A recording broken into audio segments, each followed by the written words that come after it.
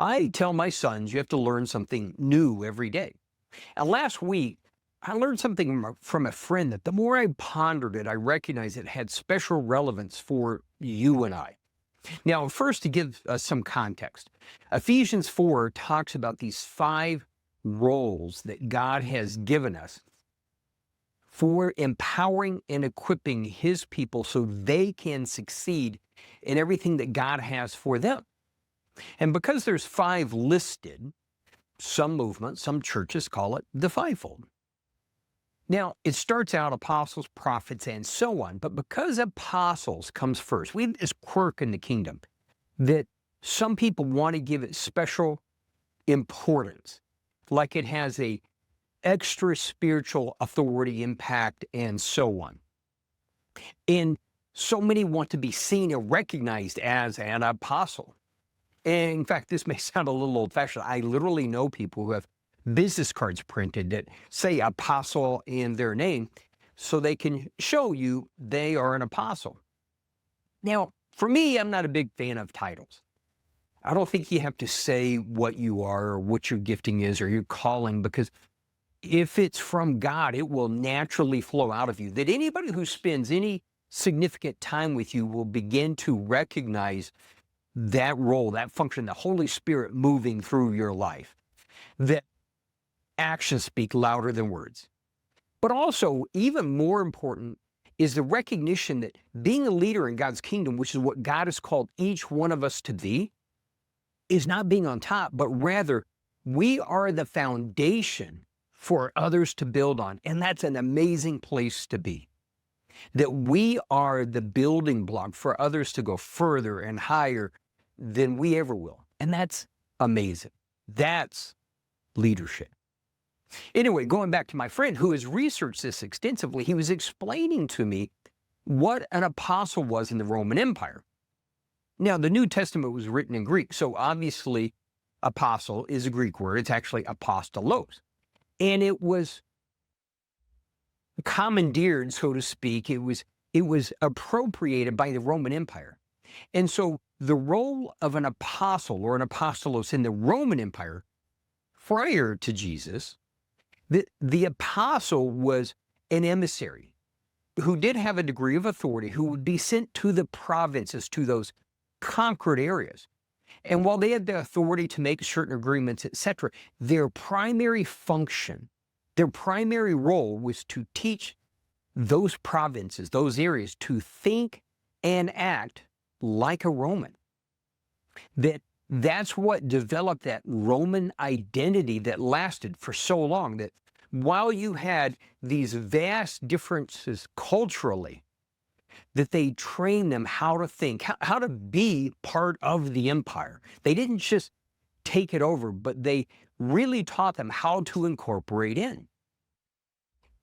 And the more I pondered this, the more I recognized the need for you and I, for each one of us, to release that apostle inside of you, whether that is your specific role or not, that each one of us, to a degree, need to step into that apostolic role of what?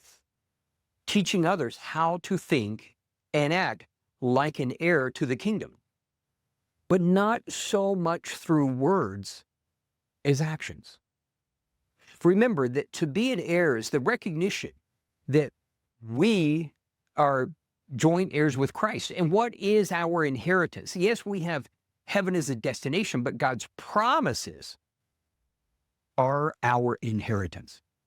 That we have the ability to be led by the Holy Spirit, that there is so much that's entrusted to us that unfortunately so many people never fully appreciate and embrace. But again, there is a fundamental difference of receiving an inheritance in the world and from God. That in the world, all you have to do is meet some basic criteria, generally a certain age, and it's all given. It's done. But God never sets us up to fail. That in the kingdom, becoming an heir, growing in that, is about growing in that maturity, that faith, that strength, that ability, the capacity to carry God's blessings, His authority, and so on.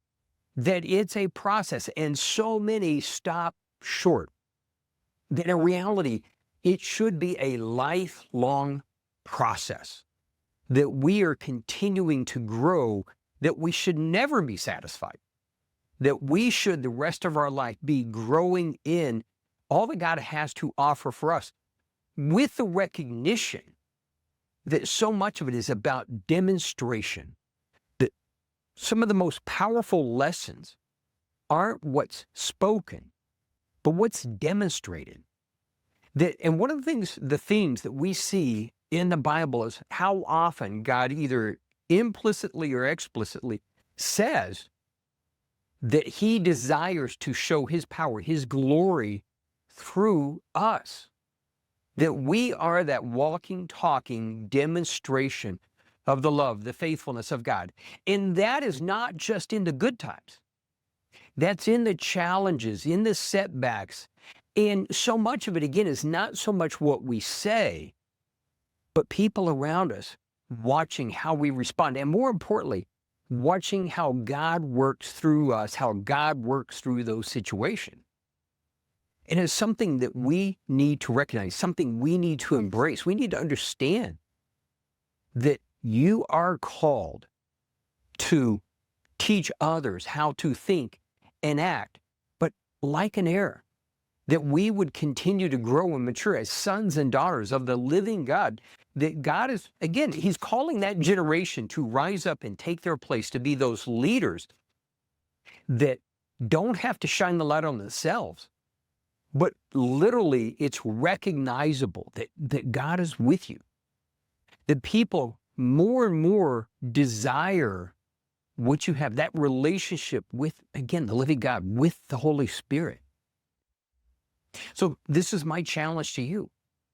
Begin to bring out more of that apostolic nature in you, that teaching others how to think and act like an heir, but not so much in words, but in boldly claiming more of what God offers, and watch God take you through that process, stretch you, so it becomes a greater reality in your life, and watch that begin to overflow and impact those around you.